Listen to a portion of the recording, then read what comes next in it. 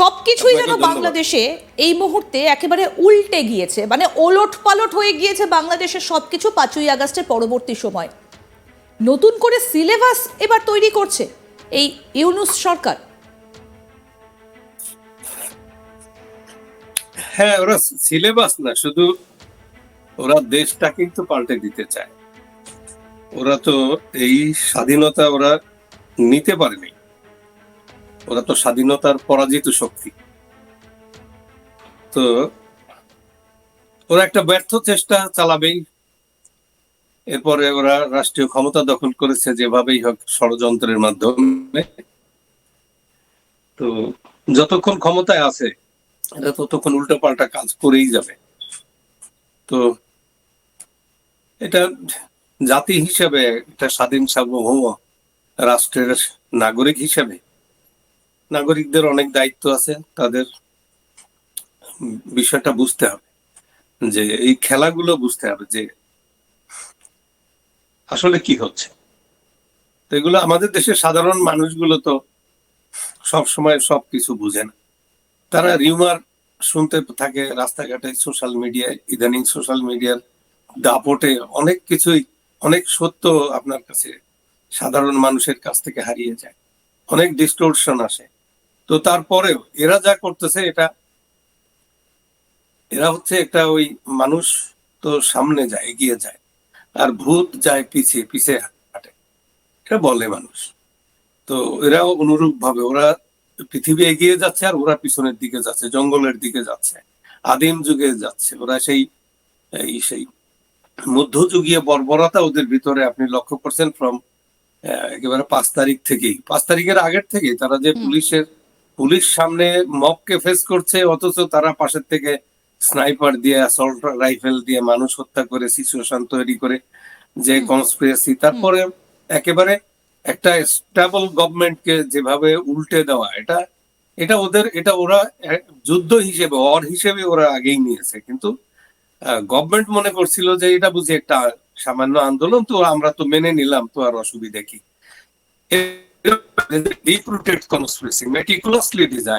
এই কথাটা মানুষ আস্তে আস্তে বুঝতে শুরু করছে। তো এখন ওরা তো মনে করছে যে ওরা দেশ দখল করে ফেলছে, রাষ্ট্রীয় ক্ষমতায় আছে, তার মানে তো এখন ওরা সবকিছু করতে পারে।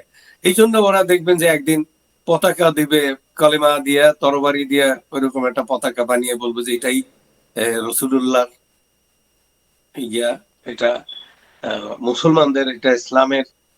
তো এরকম এই ঘটনা তো আশ্চর্য হবে না, ওরা যদি ক্ষমতায় থাকে আর এই কয়দিন যে অবস্থা দখল করে রাখছে। তো আমার মনে হয় যে ওরা এই সিলেবাস কেন, আমাদের শিশুদের মনের ভিতরে সেই জঙ্গি ভাবধারা, সেটা এবার তারা গড়ে তুলতে চাইছেন।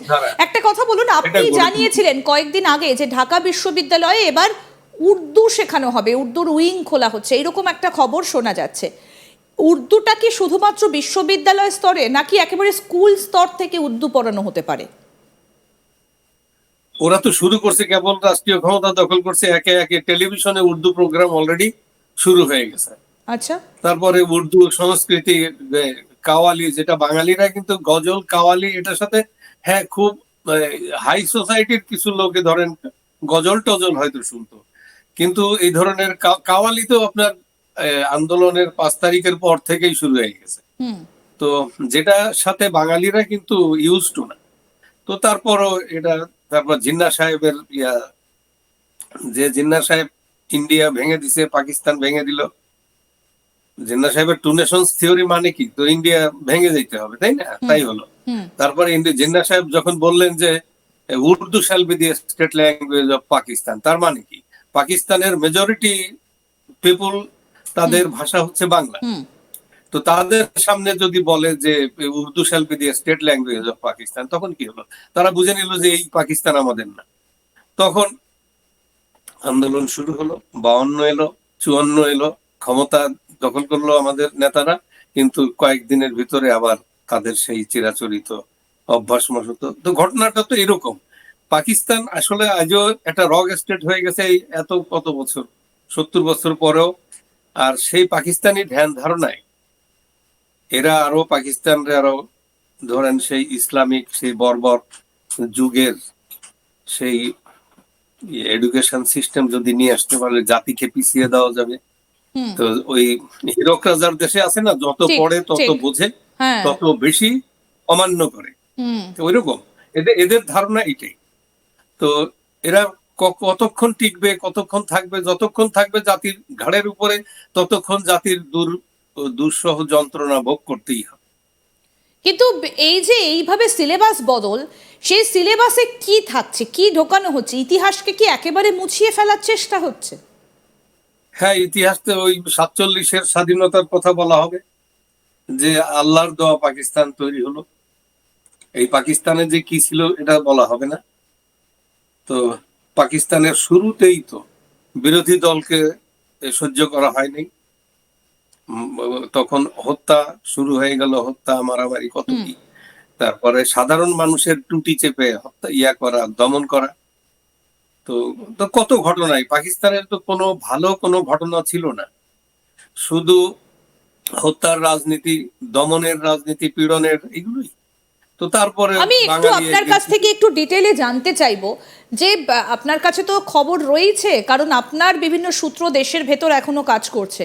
স্কুলগুলোতে বা বিশ্ববিদ্যালয়গুলোতে সেখানে কি পড়াশোনাটা শুরু হচ্ছে? পড়াশোনার পরিবেশ কি ফিরে এসেছে? কারণ সেখানে না যদি খিলাফত নিয়ে আলোচনা করা হয়, সেখানে যদি মৌলবাদ নিয়ে আলোচনা করা হয়, তাহলে তো সেখানে পড়াশোনার পরিবেশ থাকেই না।